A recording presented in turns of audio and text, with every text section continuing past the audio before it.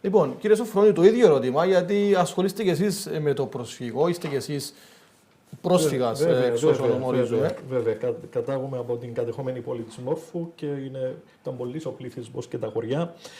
Να πω πρώτα ότι ξεκινούμε μετά τα τραγικά γεγονότα του 1974, το πάρτι που έγινε, πάρτι με την κακή έννοια, με τις τουρκοκύπριακες περιουσίες.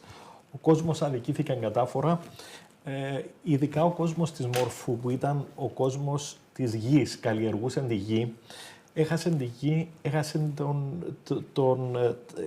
τη γη κάτω από τα πόδια του κυριολεκτικά. Ήταν ένας περήφανος και είναι περήφανος λαός, ο μορφητικός κόσμος. Εννοείται και σε αντίθεση, ας το πούμε, με την Αμόχωστο που μπορούσαν να αξιοποιηθούν τουριστικά. Οι Βαροσότες είχαν την αρετή να είναι επιχειρηματίες και με τα ανάλογα κίνητρα που δοθήκαν μετά το 1974, καταφέραν σε μεγάλο βαθμό να σταθούν στα πόδια τους, όχι όλοι, σίγουρα όχι όλοι, αλλά δοθήκαν τα κατάλληλα κίνητρα για να μπορούν να ξαναδημιουργηθούν. Υπήρχαν και προποθέσεις, φαντάζομαι. Είναι και η θάλασσα, βέβαια. Ο κόσμος της Μόρφου έχασε και πολλά χωριά της Κερίνιας ήταν. Δεν είχαν που να γυρίσουν, που να σταθούν, και αυτό δημιούργησε τραγικές καταστάσεις. Δηλαδή, θυμάμαι να μου διηγείται η γιαγιά μου για έναν πολύ πλούσιο μορφίτη που τον ήβρεσε σε ένα συνοικισμό στη Λεμεσό και δεν είχε να του κεράσει έναν καφέ.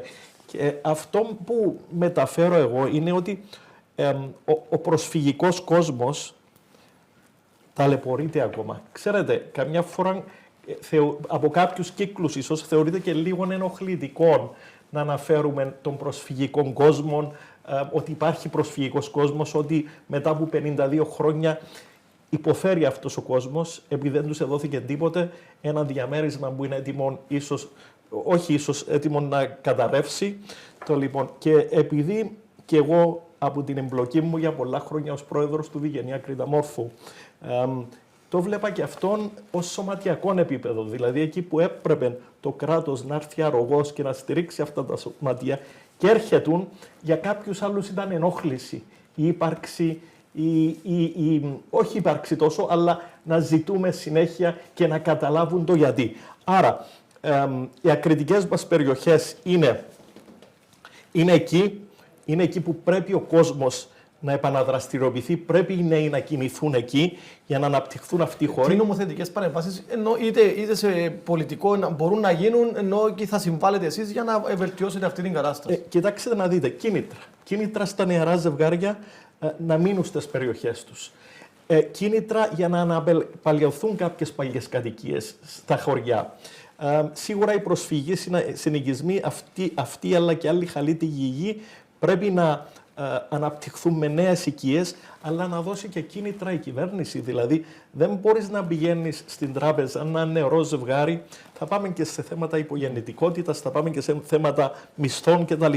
Αλλά και εδώ είναι που θυμώνω στο ότι το κράτος μας, ο μέσος όρος μισθών, ας εξαιρέσουμε κάποια παιδιά που αμείβονται και καλά αμείβονται 5 και 6.000, ο μέσος όρος μισθών για έναν νέο επιστήμονα στην Κύπρο είναι πολύ χαμηλός. Άρα δεν υπάρχει λογική ένα νεαρό ζευγάρι να δουλεύουν και οι δύο και να μην τα βγάζουν πέρα. Απευθύνονται στην τράπεζα, είτε είναι πρόσφυγες είτε όχι, και τους απορρίπτουν. Τους λένε θέλουμε ένα 20, ένα 25%. Νομίζω ότι κάποιοι γονείς, παιδιά προσφύγων, προσπαθούν να πάρουν δάνειο αυτοί και νομίζω μετά δεν μπορούν να κάνουν χρήση του βοηθήματος. Και αυτό που ανάφερα και προχθές είναι ότι μέχρι τουλάχιστον τη γενιά εμένα και της Νατάσα, ίσως οι γονείς είχαν κάτι δούλεψαν, υπήρχαν και οι προϋποθέσεις να παραδόσεις. Τώρα δεν υπάρχει τίποτε. Δεν υπάρχει τίποτε.